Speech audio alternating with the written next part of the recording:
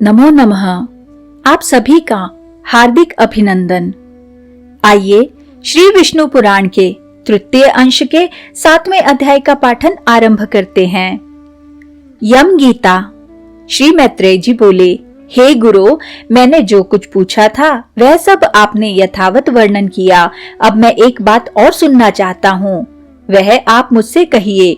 हे महामुने, सातों द्वीप, सातों पाताल और सातों लोक, ये सभी स्थान जो इस ब्रह्मांड के अंतर्गत हैं, स्थूल, सूक्ष्म, सूक्ष्मतर, सूक्ष्माति सूक्ष्म तथा स्थूल और स्थूलतर जीवों से भरे हुए हैं।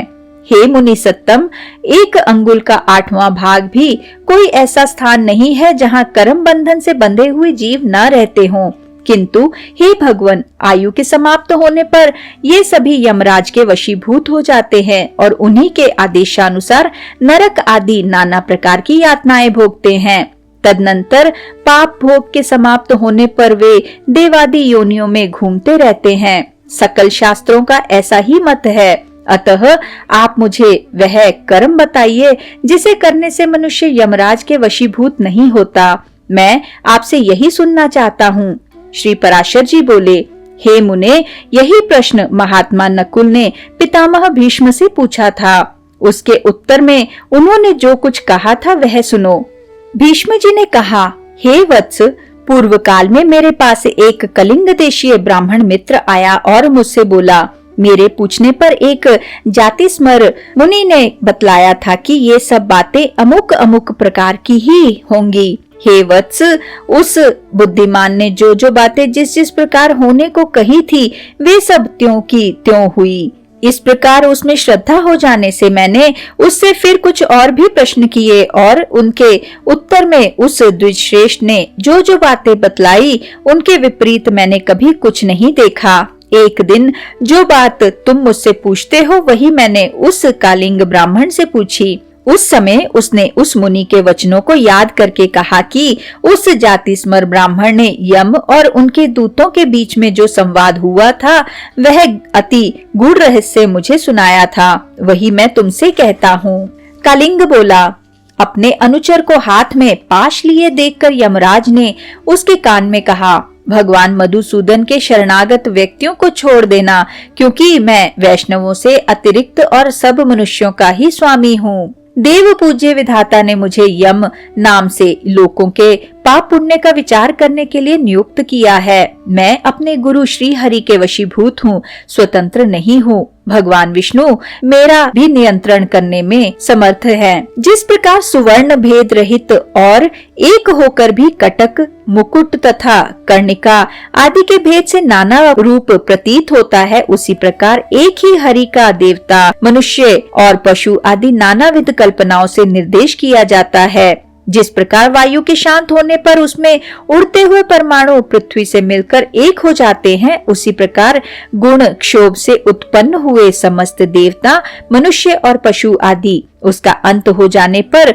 उस सनातन परमात्मा में लीन हो जाते हैं। जो भगवान के सुरवर वंदित चरण कमलों की परमार्थ बुद्धि से वंदना करता है, घृताहुत से प्रज्वलित अग्नि के समान समस्त पाप बंधन से मुक्त हुए उस पुरुष को तुम दूर ही से छोड़कर निकल जाना।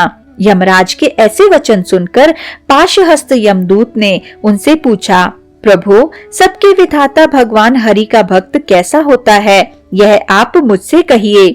यमराज बोले, जो पुरुष अपने वर्ण धर्म से विचलित नहीं होता, अपने सुहृद और विपक्षियों के प्रति समान भाव रखता है, किसी का द्रव्य हरण नहीं करता तथा किसी जीव की हिंसा नहीं करता, उस अत्यंत राग आदि शून्य और निर्मल चित्त व्यक्ति को भगवान विष्णु का भक्त जानो। जिस निर्मल मति का चित्त कली कलमश रूप मल से मलिन नहीं हुआ और जिसने अपने हृदय में श्री जनार्दन को बसाया हुआ है, उस मनुष्य को भगवान का अतीव भक्त समझो।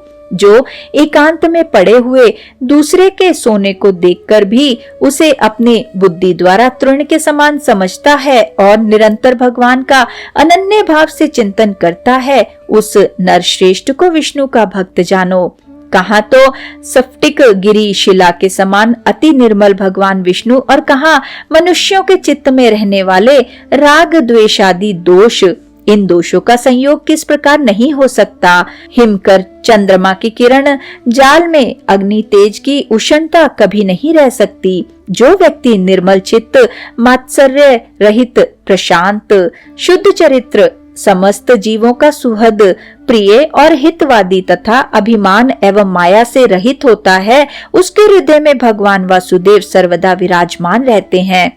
उन सनातन भगवान के हृदय में विराजमान होने पर पुरुष इस जगत में सौम्य मूर्ति हो जाता है। जिस प्रकार नवीन शाल वृक्ष अपने सौंदर्य से ही भीतर भरे हुए अति सुंदर पार्थिव रस को बतला देता है। हे दूत, यम और नियम के द्वारा जिनकी पाप राशि दूर हो जाती है, जिनका हृदय निरंतर श्री अच्युत में ही आसक्त रहता है तथा जिनमें गर्व, अभिमान और मात्सर्य का लेश भी नहीं रहा है, उन मनुष्यों को तुम दूर ही से त्याग देना। यदि खड्ग, शंख और गदाधारी अव्यय आत्मा भगवान हरि हृदय में विराजमान है तो उन पाप नाशक भगवान के द्वारा उसके सभी पाप नष्ट हो जाते हैं। सूर्य के रहते हुए भला अंधकार कैसे ठहर सकता है। जो पुरुष दूसरों का धन हरण करता है, जीवों की हिंसा करता है तथा मिथ्या और कटु भाषण करता है, उस अशुभ कर्मोन्मत्त दुष्ट बुद्धि के हृदय में भगवान अनंत नहीं टिक सकते। जो कुमति दूसरों के वैभव को नहीं देख सकता, जो दूसरों की निंदा करता है, साधु जनों का अपकार करता है तथा संपन्न होकर भी न तो श्री विष्णु भगवान की पूजा ही करता है और न उनके भक्तों को दान ही देता है, उस अधम के हृदय में श्री जनार्दन का निवास कभी नहीं हो सकता। जो दुष्ट बुद्धि अपने परम सुहृद, बंधु बांधव, स्त्री, पुत्र, कन्या, पिता तथा भृत्य वर्ग के प्रति अर्थ तृष्णा प्रकट करता है, उस पापाचारी को भगवान का भक्त मत समझो। जो दुर्बुद्धि पुरुष असत कर्मों में लगा रहता है, नीच पुरुषों के आचार और उन्हीं के संगम में उन्मत्त रहता है तथा नित्य प्रति पापमय कर्म बंधन से ही बंधता जाता है, वह मनुष्य रूप पशु ही है। वह भगवान वासुदेव का भक्त नहीं हो सकता। यह सकल प्रपंच और मैं एक परम पुरुष परमेश्वर वासुदेव ही है। हृदय में भगवान अनंत के स्थित होने से जिसकी ऐसी स्थिर बुद्धि हो गई हो, उन्हें तुम दूर ही से छोड़कर चले आना। हे कमल नयन, हे वासुदेव, हे विष्णु, हे धरणीधर, हे अच्युत, हे शंख चक्रपाणी, आप हमें शरण दीजिए। जो लोग इस प्रकार पुकारते हो, उन निष्पाप व्यक्तियों को तुम दूर से ही त्याग देना। जिस पुरुष श्रेष्ठ के अंतःकरण में वे अव्यय आत्मा भगवान विराजते हैं, उसका जहाँ तक दृष्टिपात होता है, वहाँ तक भगवान के चक्र के प्रभाव से अपना बल वीर्य नष्ट हो जाने के कारण तुम्हारी अथवा मेरी गति नहीं हो सकती। वह महापुरुष तो अन्य वैकुंठ आदि लोकों का पात्र है। कालिंग बोला, हे कुरुवर, अपने दूत को शिक्षा देने के लिए सूर्यपुत्र धर्मराज ने उससे इस प्रकार कहा। मुझसे यह प्रसंग उस जातिस्मर मुनि ने कहा था और मैंने यह संपूर्ण कथा तुमको सुना दी है।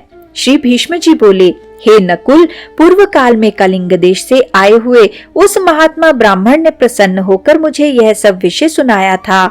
हे वत्स, वही संपूर्ण वृतांत जिस प्रकार की इस संसार सागर में एक विष्णु भगवान को छोड़कर जीव का और कोई भी रक्षक नहीं है, मैंने ज्यों का त्यों तुम्हें सुना दिया। जिसका हृदय निरंतर भगवत परायण रहता है, उसका यम, यमदूत, यमपाश, यमदंड अथवा यम यातना कुछ भी नहीं बिगाड़ सकते। श्री पराशर जी बोले, हे मुने, तुम्हारे प्रश्न के अनुसार जो कुछ यम ने कहा था वह सब मैंने तुम्हें भली प्रकार सुना दिया। अब और क्या सुनना चाहते हो। इसी के साथ आज के इस सुंदर पाठन को हम यहीं पर विराम देते हैं और अगले अध्याय के पाठन के लिए हमारे साथ फिर से जुड़िएगा।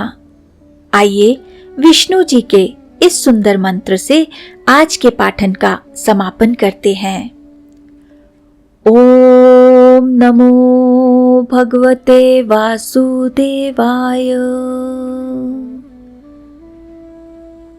ओम नमो भगवते वासुदेवाय।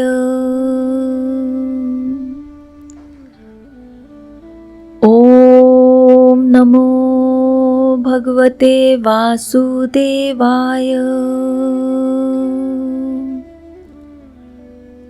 ॐ नमो भगवते वासुदेवाय। ॐ नमो भगवते वासुदेवाय। ॐ नमो भगवते वासुदेवाय। ॐ नमो भगवते वासुदेवाय। धन्यवाद।